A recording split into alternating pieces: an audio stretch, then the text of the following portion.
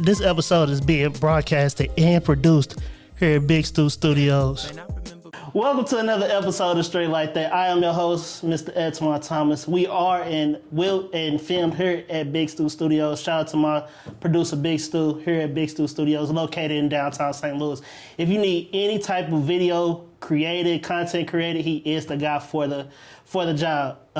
So I do have family in here today. What's going on, man? Yeah, man. Thanks for having me. I appreciate it, man. No problem, man. No doubt. Man, this is family, man. This is one of the guys I've been knowing since we were jits. Since we were little, man. Yeah. But go ahead, let everybody know who you are. Yeah, so I am Derrick Walker, founder and CEO of, founder and president of Rising School Supplies Charity Car and Bike Show. It's a event that we have annually, but as our organization grows and now we're not-for-profit, we are focused on having events, being a resource throughout the year for at-risk youth and youth in general within the St. Louis region. I am also a ton of other things, but family man of God. So thanks for having me. No problem, man. Look, we've been knowing each other for a while, man. Yeah. Both of our fathers worked for St. Louis City Fire Department. Yep. They both been there for 20 plus years, man. That's how we, came up, both from the north side, of course. Yeah. Shout out to the north side. We've been raised in the north side. We've been raised in the city. So it's good to see somebody around my age that I've grew up with doing something for the community. Mm-hmm. You don't see, of course, knowing where we from, you don't see that a lot. Yeah. You see most of them our age are either in the gang, got shot, got killed, whatever the case is. They're in the streets for the most part. So for somebody that's around my age doing something like this, man, and it's a friend of mine. Yeah. Man, it's a blessing to see it, and I'm glad. Hopefully, I could be a part of it, do whatever I can. You will. You just sign up now. You just sign up now. You sign up now. You in. Do my part. I've always wanted to do something to help my community. I just didn't know, what. So this is definitely Rising School Supplies is definitely one of them things that can definitely change. Yeah, and man, that's actually great that you said that, because that's actually one of the reasons why we did this, because I'm involved with a ton of organizations. I'm on the board of 100 Black Men in Metropolitan St. Louis. I'm a member of Alpha Phi Fraternity Incorporated, where we do a ton of non-for-profit and a ton of volunteer work. However, it was like, man, I want to find something that actually is catered towards what I like. Right. I feel like there are other people like you that want to give back to the community, but they don't want to go to a food drive, or they don't want to go to, shelter. No diss to any of those things, but you want to find something that fits you and fits your interest. And we found a lot of people in the community with car enthusiasts that find this opportunity, and they they dive into it. It's definitely it's too many homeless shelters and food drives. I wanted to do something different. Yeah. Especially with you, because you found something that you were enthused about. You love being around cars. You love cars, and you turned that into a community thing, a yearly community thing, and you also incorporated kids. Yeah. And you're doing it around the time that school is going to be back in. Mm-hmm. So that's another plus, which we all know. Growing up in the city, a lot of it is single parent households. Yep. So the kids can't get everything that they need for their education. Right. So that's another good thing. And I see that he also gives out scholarships. Yep. So tell us a little bit about that. Yeah, man. So we give away scholarships to one average youth and one St. Louis City public school teacher. In the past, as scholarships grow, we're probably going to go to one or two or maybe three students, and then also give a pat on the back and a gift of appreciation, a token of appreciation to a St. Louis City public school teacher.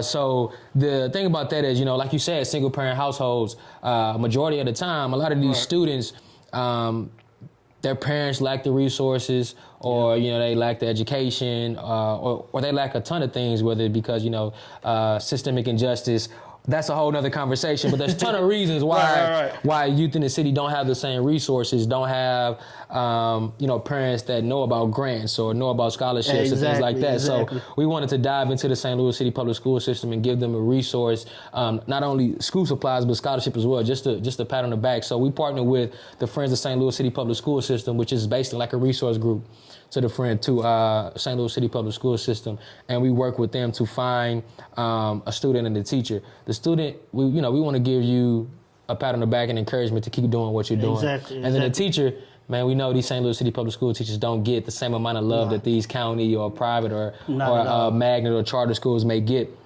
So it's like, hey, you may be doing this stuff under the radar, may not have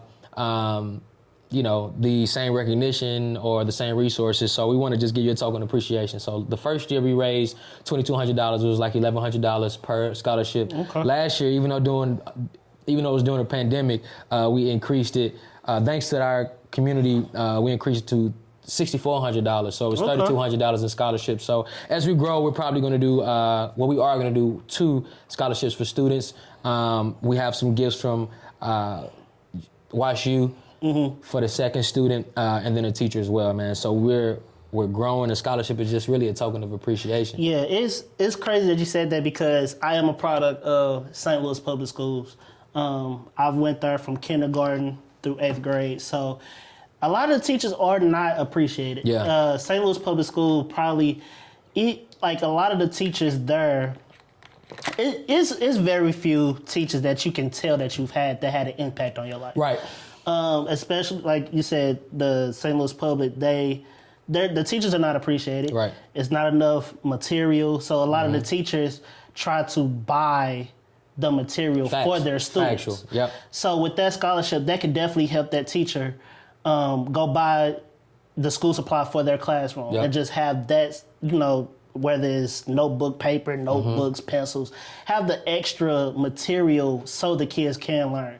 And I know for me, being in that system, I seen it a lot. A lot of kids didn't have book bags. Yeah. A lot of kids didn't have just the essential stuff to come to school. And it's just like, how you expect a student to succeed, right?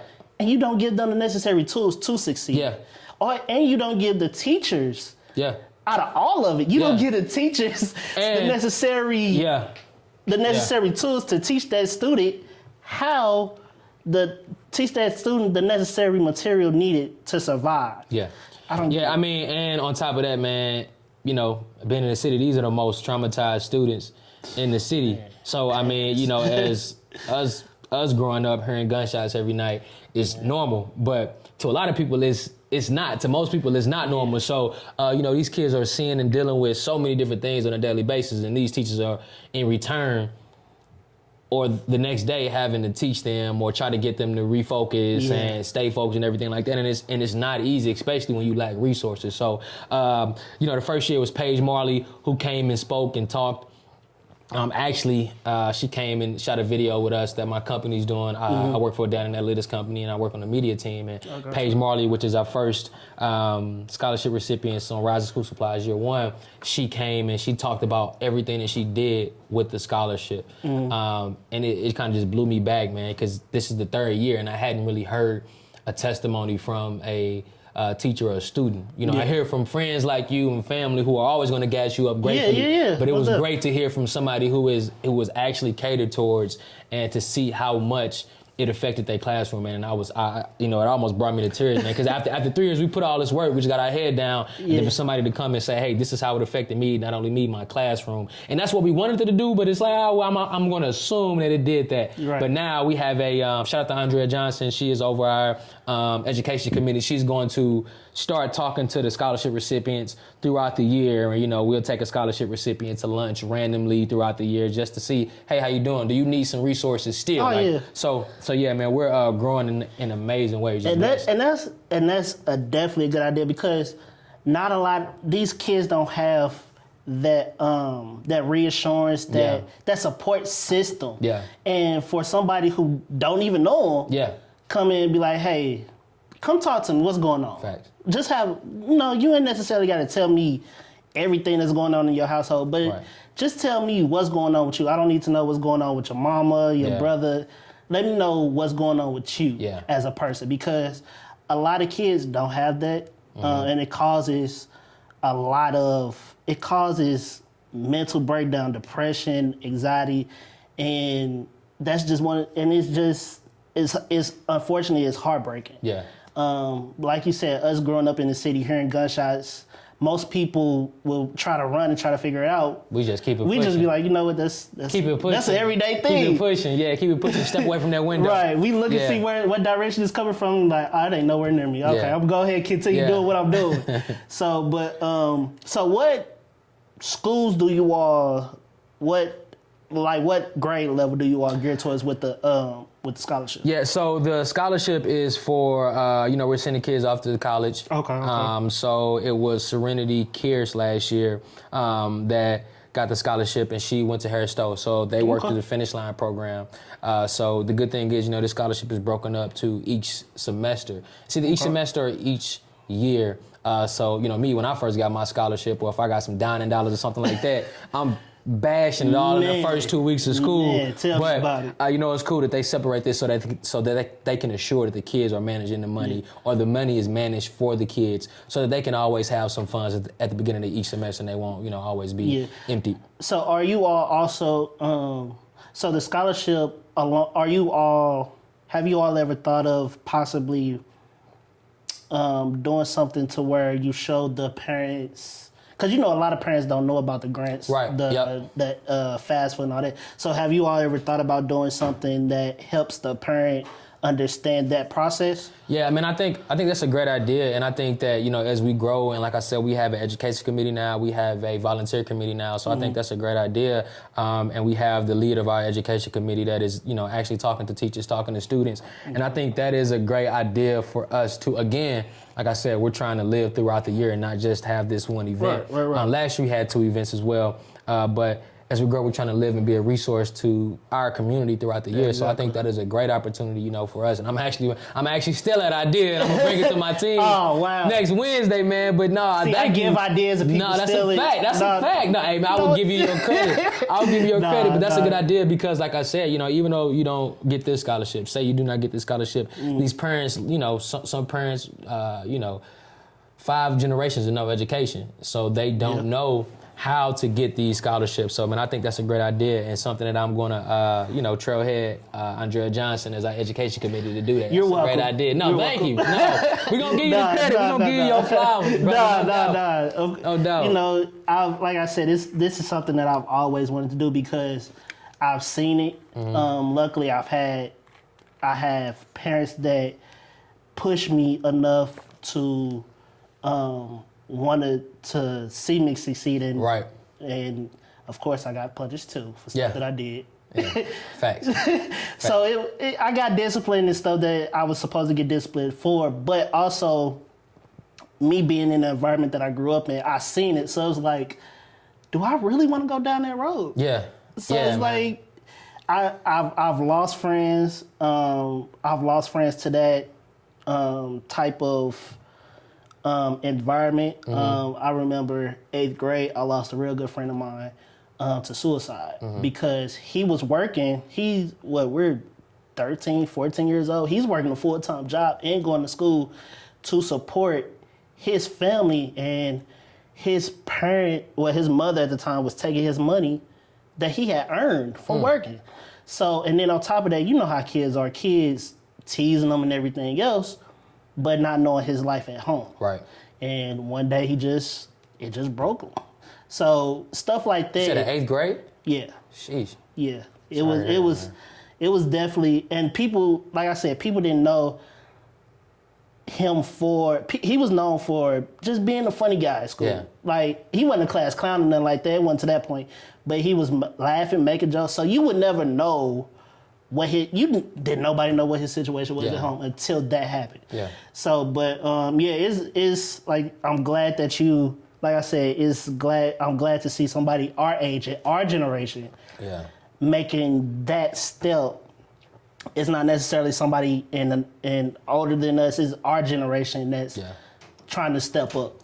Yeah, I mean, so one, you mentioned parents. You know, I know your father personally. Yeah. But my mom nor my dad played games, man. Nah, So even though I stay on the north side, man, we own 9 houses on our block, and I've never, you know, if you wasn't in my family in the city, I wasn't in your house. You know, they just didn't play. So, but as I taught, you know, I mentored at the Juvenile Detention Center with the 100 Black Men. I realized that I quickly realized that everybody don't have parents like that. Nah. And you find out what it looks like. You know, as much as we hated to get punished, you know, in any way, shape, form, or fashion. Had to come on before the streetlights came on. I hated that. Yeah. I mean, but look, so that's what I tell them. It's like people think, well, you know, I live in the hood. It just has to be this way. But in our reality, no, it don't. Right. You know, you got to have some kind of discipline. And you know, I soon realized that a lot of these kids don't have that discipline. So, you know, shout out to my parents and my support system, aunt, uncles that didn't hesitate to get on me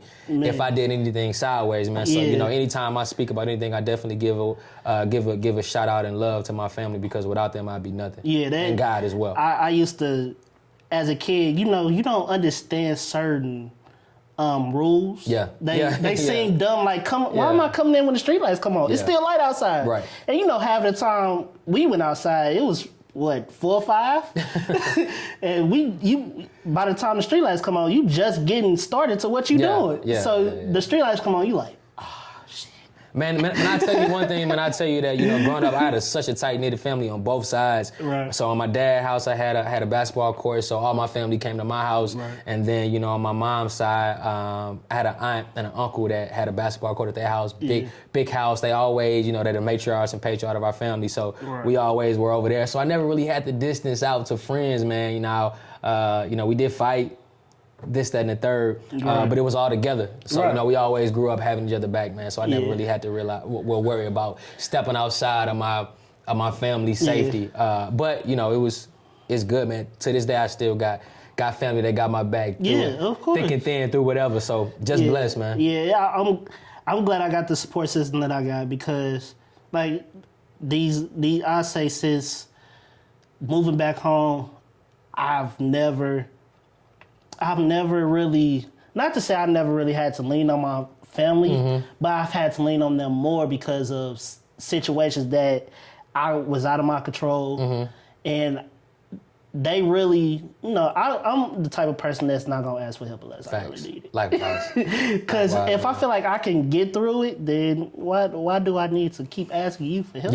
First of all, I'm grown. Well, man, I think that, man, that's something I'm realizing, man. Like, when you have family and friends that don't favor count, and that have been through things themselves, they don't even look at it that way. You know, I'm sorry, they don't look at it that way. They just look at it as, you know, this man is in a spot that I've been in before. And I want to help him because either somebody helped me or I want to give the help that I didn't get. So, man, I got friends, really close friends that are a couple years older than me, man, that serve as friends, mentors, brother and sisters, man. And just, you know, I have a great, even outside of my family, I have a great support system, man, that cheers me on, tell me when I'm right or wrong. Because that's really what you need, man. You don't really need a lot of yes men in your corner. You need somebody that's going to get on you and tell you when you're doing right or wrong. Like, look, bro, this ain't going to work. Right is right, wrong is wrong, bro. You tripping. I'm with you.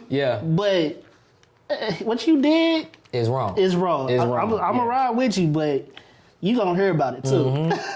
So, but it's crazy because the fact that you said you got guys that's older than you, I'm the youngest out of my group of friends. I would say likewise, man. Yeah, I actually am. Me and my wife, me and Taylor, we're the youngest. We have friends like, so my best friend Eric is about a year, little under a year older than me, but then I have another really close group of friends that are almost 10 years older than me, man. But they have great spirits. And they got married. I think they got married around, I think I had to be 28, I believe. So they got married a little older than us, but that's still young.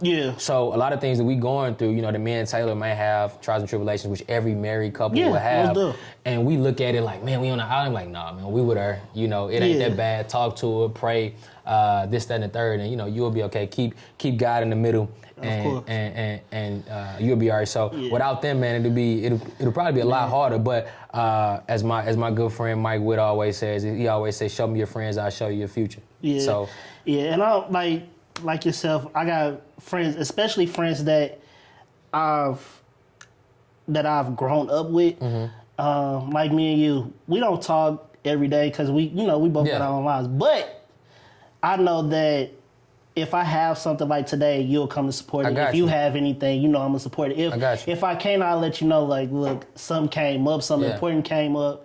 Unfortunately, I ain't gonna be able to make it. But I'm gonna do everything on the back end to support that event or whatever you got going. So it's always to have friends like that, man. It's a blessing because not too many people have it. Man, and that's why people, are found, going downhill spirals in life, man, because they don't really have friends to tell them they're doing right when they're right, or tell them they're doing wrong when they're wrong. A lot of people got too many yes men that are in their corners and just yes. Yeah. But sometimes you need to be telling, hey man, you tripping. Get back on your game, get back on your block. Exactly. And I'll say that all of my friends will do that. Whether if it's I'm spending too much money on a car or a bike or something like that. Hey man, you should probably save. You know what I mean? Save, invest that money elsewhere. But it's always good to have a good set of friends, man, and a tight group of friends that you can trust with almost anything, because you always need to talk to people. I mean, just like you said, your friend back in 8th grade committed suicide. They probably didn't have anybody to talk to, man, and vent to. So, a good group of friends, a solid group of friends will save your life, literally. Man. Yeah. So, who's the sponsor? What sponsors? I've seen a few of them, but I'm gonna let you. Tell what the sponsors looking like for this So we got a flyer coming out, but we're powered by NASCAR this year. Powered by NASCAR, I'm sorry. Hey, that's a big... Yeah, man. Shout out to NASCAR, man. NASCAR been doing a lot of big things as far as community, especially within the black community. Yeah. We got the first black female NASCAR change tire. Yep. That's a big... Yeah. That's big. Shout out to Brianna Daniels. She doing her thing over there. But go ahead, man. Man, so with NASCAR, and again, I mean, since we're, segueing from friends, I'll say shout out to my friend Jermaine Turn, one of my friends that says a couple years older than me. But he went to Clark, Atlanta, and one of his best friends is now the VP of Diversity and Inclusion at NASCAR. Okay. So that's how that happened. But it's really been through genuine relationships. So NASCAR, through Brandon Thompson, has been supporting through the first year. So the first year, he gave $250, and I'm like, at that point, you just gave us a bag. Right. This is my first year, so he was definitely one of the biggest donors. And then last year he gave even more, and then this year, we talked about having that entitlement and what that'll look like and what kind of support we'll get from NASCAR. So definitely big up to Brandon Thompson, Diversity and Inclusion VP over at NASCAR. He's been a ton of help and has plugged us with a ton of connections, man. So. Powered by NASCAR, Corey Johnson Foundation, who's now, he's a good family friend of mine. I call him my cousin. He sits on a board right now of Rising School Supplies, but he's also a sponsor as well. Okay. 100 Black Men in Metropolitan St. Louis, the Worldwide Technology Raceway, right across the bridge. Okay. We're sponsored by Our Heart Media. WashU, Maryville University, another couple coming up is King's Customs, which is a good friend of mine. He kind of mentors us in that car circuit realm. So I want to make sure I'm not missing anybody, but we have. We've grown, man, and it's been a blessing because last year we had one sponsor, which was Corey Johnson. A ton of blessings that we got going on. Yeah, man. Look, you doing your thing, year 3, man. Yeah. Y'all doing y'all thing, man. Yeah, I appreciate it, man. Y'all doing y'all thing. I appreciate you. Now, what's the? I noticed that you said you was part of 100 Black Men of Metropolitan. What I've seen it. What is that? How did that come about? Yeah. So. Growing up on the north side, man, I and an only child. I was kind of. I'm an only child too. Yeah. I was. It's lovely people. Yeah. Majority of the time, it's lovely. Yeah. It is what it is. I grew up an only child, but so I didn't really. I was blessed to have a support system. And then when I got to college, I realized that everybody didn't have that support system. And then when I graduated, I got involved. One of my good family friends, Derrick, his father was the president of the 100 Black Men of the 100 Black Men in Metropolitan St. Louis, and I got involved, and immediately I started working in the Juvenile Detention Center program. But however, this organization has 4 pillars: it's education, health and wellness, economic empowerment, and then mentoring. Okay. So we basically host programs throughout those 4 pillars. So we teach economics. So we have a STEM program. Mentoring is at the Juvenile Detention Center. We have a youth summit, that kind of falls on our education program. And we also have a health day at Harris Stowe, which which falls on another one of our pillars. So this is just an organization, one of the first organizations that I started working at. It is the first organization I started working with post graduation. They kind of got me into this realm, man, and I kind of realized that I'm blessed, right. but there's a lot of people that aren't. So let's start spreading that love, and let's start making your upbringing contagious. Even if it means tough talks with kids, genuine talk with kids. Let's have these conversations that you had with your friends and your aunts, your uncles, your parents growing up. So just trying to be to people what I had access to growing up. Yeah. And it's just really genuine love, man. Yeah. Now I'm surprised that you're not part of the Man Up organization. I'm kind of surprised about that. Yeah. Shout out to my guy Andre Walker. Yeah. Who is doing great things, motivational Dre. We kind of. I did something with them in the early stages when they first kicked off, but I kind of think we just are doing our own things right now. Not to say that we never will. I would love to work with them. Right now we kind of got our own things going on, but I still whatever is sharing something, liking something, supporting them. Right. Definitely big ups to what they got going on. Yeah, and just to piggyback off that, shout out to Man Up, man. I seen what you all did. Most definitely. You all had. I forgot what it was called, some with the fathers and the sons. The event was nice. I have a friend of mine who's part of that organization, so I got to see the pictures and stuff like that. It was a real dope event. I wish I could have been there. I just didn't have, my friend told me I could have came in what I had, but with that type of event, y'all was dressed in suits and I wasn't dressed attired. I wasn't properly attired for it. Yeah. So, but he was like, you could have came. I'm like, nah, that type of event, that's just one of them events where, you see how everybody else comes, and if you come different, you just feel out of place. No, I feel that. So I was just like, no, I'm not dressed for that. Yeah. No, I ain't got the suit for that. It can be inspiring, man. Hey, but it can be inspiring. Please don't think that the suits I have on would be hundreds of dollars. I'll find a suit, whether it be cheap, whether it be bigger than what I need, get that thing tailored, bro, and then step. Yeah, like I said, it was just one of them things where I wasn't properly attired for it. I feel that. Now, if I had the proper attire, whether it be a suit or just nice shirts, stuff like that, then I would have went. Yeah. Because that's something that's worth supporting, especially when it's something that's tailored to black men, black fathers. Right. Because, as we all know, black fathers don't get the reputation of being a good father. Right. Which is really unfair. It's not a lot of good mothers out there. Right. But, of course, they going to downplay the father role. Yeah, it's those statistics. Stop. I'm going to say this, and I'll probably go, y'all probably going to get mad about it, which is fine. Stop trying to celebrate being a single mother on Father's Day. That ain't y'all day. Y'all have Mother's Day. Let it be that. Y'all had y'all day. Yeah. The Father's Day is in the title. It's called Father's Day. Whether you're playing both roles, that's good. Congratulations. Everybody, like I said, it's a lot of people that's in single parent households where the mother and the father in a lot of cases. But stop taking Father's Day away.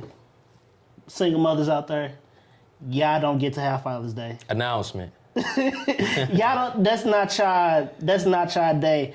Now, brother, it's in most cases, it is y'all fault of who y'all decide to have a baby by. You knew what type of nigga he was before you got with him, had the baby by him, and now you calling him a deadbeat. That's your fault. I'm gonna get off my soapbox because a lot of y'all. I'm gonna let you have that one, big dog. A lot of y'all ain't gonna be able to take the truth. I'm gonna let you have that one. Yeah, you can let me have it. I would gladly, if you have any problems with it, please let me know. Let you take the backlash on that one. Yeah, I'll gladly take it because a lot of people, like we said earlier, a lot of people don't have that person that's sitting there telling them, man, I understand you a single father, a single mother. And it is a lot of single fathers out there too, but I understand that you're a single mother. But don't bash everybody else. Just because what your situation is, don't think that every father is like that. Mm-hmm. That's not the case. So, I just had to get that off my chest. A little segment on that. I've seen it. I see it on Facebook. I'm celebrating Father's Day because I'm a single mother. Stop it. Stop the shit. Just stop it. If you mad about what I said, everything, my contact info will be at the bottom. Contact me. We can have a discussion about it. we can have a discussion about it. But back to this. I just For sure. No, it's all good. Get it off your chest. Cause y'all full of shit. Now with the scholarships, you said that they're per semester. Right. Well, so we give it to them, but so we work with the Friends of St. Louis City Public School System, and actually last year they maxed up to $1,000, so we gave $3,218, and they put another $1,000 on top of that. So totally that student got $4,218. So what they do is they have an account. And it gets dispersed per semester. So we present that scholarship, what you see right here on this picture. Shout out to Serenity Kears and Tiffany Clay as the scholarship recipients last year. Serenity is still doing great. Tiffany is still doing great at her school. So yeah, we actually give the scholarship, but it's actually dispersed throughout each semester. So you're making sure none of that money is going. Is being spent all in one semester like I probably would have did. Oh, I know I would have. Yeah, no doubt. I'd have blown it. Talk about new shoes and everything. The clothes, I would have everything. I probably would have got me a new car with that money. I'm just, My last refund check in college, man. I'm not gonna lie to you. I had just got a car. It was one of my first decent cars. Right. And I thought I was a man. When I got my windows tinted, and then I got a speaker in my car. I'm talking about I was 112. I thought I was the man. Rolling down campus with the windows down, playing some. They already knew it was you. Here come Derrick. For sure. Here comes Derrick. It's me, no doubt. We hear. Here he come. Man, no doubt. Is that loud? Oh, that's him. It's here me. He come. It's me. He coming around here somewhere. In a Chrysler 200, flexing. He coming around the corner. It's we clean. know that's him. It's clean. Hey man, but it's crazy because a lot of people don't, especially in college, you don't learn how to save that money. Mm-hmm. You just figure that's the biggest check you probably, especially if you're on scholarship. For sure. Full ride scholarship, and you getting that money back? Man, I can't tell you how many people, friends of mine that's then got about 5-6 racks back from refund. Yeah. And they blew it. I'm like, how you blow 5-6 racks? Yeah. That quick? Yeah. I'm like, it's more about keeping the money than getting the money. I'm like, they like, I just bought X, Y, Z, bro. You had about 5-6 racks. Mm-hmm. And you blew it in a matter of a week? It'll go fast. Just as quick as it come, it'll go. I'm like, no doubt. I can't. But then again, I didn't have that much money, so I was like, I probably would have did the same. I'm telling you. At least half of it. Yeah. I probably would have blown a good half of it and been like, I guess I should save the rest high. Yeah, I think I blew my. I didn't blow it. That was the most I had gotten, which is that last semester. Mm-hmm.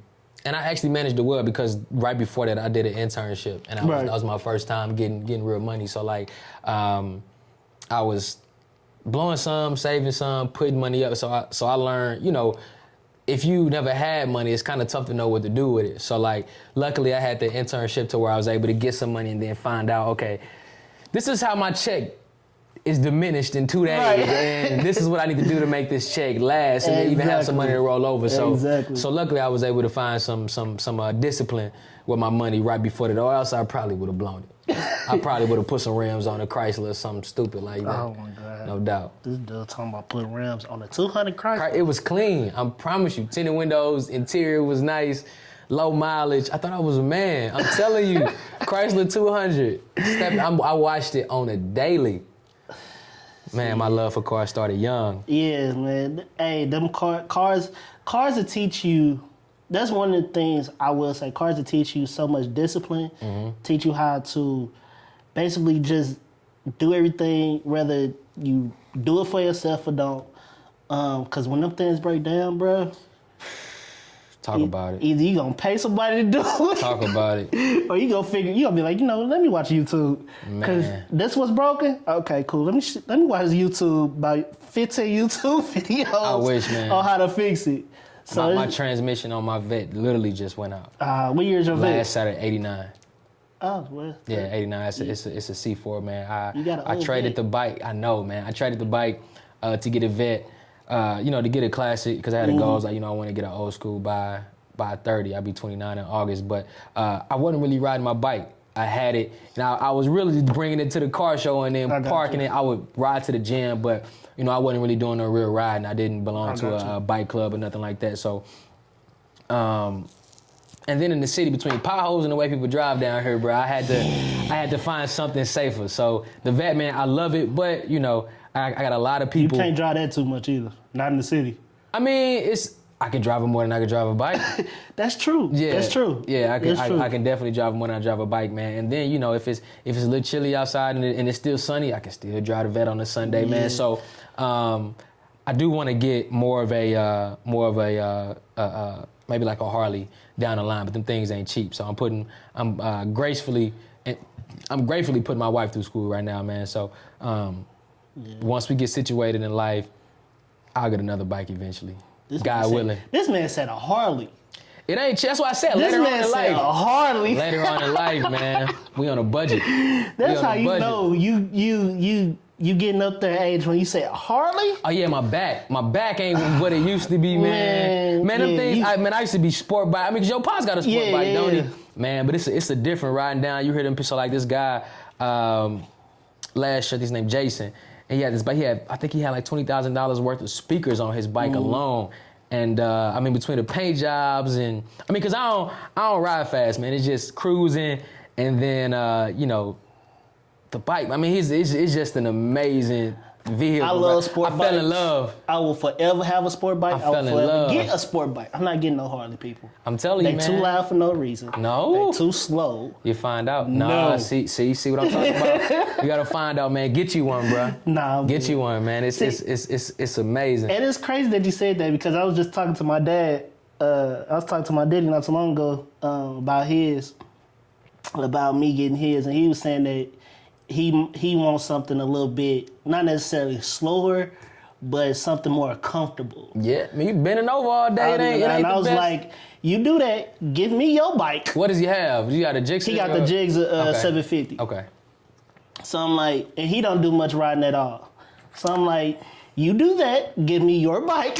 Man, I will gladly take it. Bro, people like your dad. So really, man, my dad hate when I got a bike. He's a firefighter, so he a safe person. Yeah. But literally all his friends had bikes. So Big Antoine had a bike. My godfather had a bike. So that's literally the reason why I wanted a bike, because of all my dad's friends, and he was devastated when I got one, man. But I did get knocked off of it once, but luckily I'm good. But I'm gonna get another one. They tell you get knocked down, get back up. It took me a while, man. I haven't really had the urge to ride since then. Yeah. I mean, once you. I guess I'm different. I've been knocked off a motorcycle before, and that didn't stop me. Actually, right after the accident, I was about 8, 9 years old. Yeah. And I got knocked off of it and went to the hospital, did the whole thing. And my uncle, when he was alive, he asked me, he's like, I bet you want to get back on. I said, yeah. Immediately. Immediately. Where is it at? And my mom was so scared of me being on the back of it. And it's funny because my dad was trying to show my mom how safe it was. And you got knocked off. And the accident happened. Yeah. And I was just like, and even that still has it. I still love them. Yeah. Now that man. I have a more respect for them now. Got to. And but the crazy thing is, we were sitting at a standstill. We were in the middle, about to turn, and somebody came and hit us.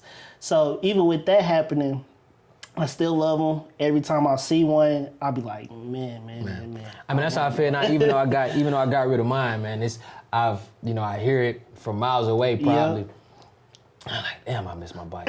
Yeah. Ain't gonna lie to you, but it's all in love, man, and for the love of bikes, like you said, you gotta respect them. Because if you don't respect them, you got something too fast. You pull that gas too hard, throw you off, or you just gotta be careful. But living in downtown St. Louis, well, not downtown, but north side St. Louis, not too far from downtown. The traffic is crazy, man. So it's like I couldn't even really enjoy the bike because I was so paranoid about what was going on around me. St. Louis people, y'all can't drive for shit. Why do y'all drive? Like, I've lived in St. Louis my whole life. I still can't understand how you go drive the way you drive and get mad at me when I blow my horn at you. When I saw statistics that said, I saw a statistic today, I think, and they could have been bluffing, but it was like St. Louis is like the number 2 city in the country of driving. Had to be wrong. It is wrong. I would say that's probably. I mean, because you got more cities that's driving is way worse. St. Louis should be top 2 worst, no doubt. People don't know what stop signs are. Man, at all. They don't know what a stop sign is, a red light is, yellow light, a turn left. Y'all don't know what a turn signal is. Like, use it. It's on the car for a reason. I don't know where half of y'all got y'all license from. They just giving out licenses now. Man, they got to be. Or people just driving without them. That's probably what it is. But I ain't no snitch, though. That ain't probably. That's what it is. But, do what you do. If you, look, do what you do. Just keep me out of it. Yeah. We know half of y'all ain't got insurance. So while y'all driving like y'all got it. Out, man. You snitching on people right now. I'm not saying no names. I'm just saying. You ain't got no license. Your tags is from 2 years ago. Stay at home. You still got Tim tags from 2019. I've seen that. I have too. I've seen it a lot. Often. More than often. Shout out to all y'all, man, that's driving with y'all Tim tags from months and months ago. I wish I could do it. I wish. It got to. Well, I'm pretty sure y'all didn't got caught. I'm pretty sure. But, it is what it is. A lot of people, don't care about the law. Just know, don't get into an accident if you don't have insurance. Don't get into an accident, period. But don't be the cause of an accident if you don't have insurance. If you don't have insurance, just stay at home. How about that? That too. Just stay at home. And if you old and can't drive, stay at home. Please. Because y'all be on a wheel like this. And I be like, oh my God. Catch an Uber. Please do something. Because I know your license from 1950. Yeah, it's about time to let that go. Y'all cars didn't run like how they run today. Y'all still had, the motors wasn't good like they are today. But what other projects you got going on?